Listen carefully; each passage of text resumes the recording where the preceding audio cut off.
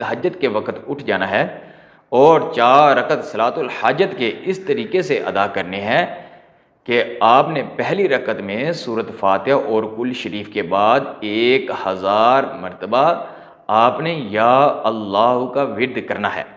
اس کے بعد آپ نے دوسری رکعت میں سورۃ فاتحہ کے بعد کل شریف پڑھ کر آپ نے 1000 مرتبہ یا رحمان کا ورد کرنا ہے۔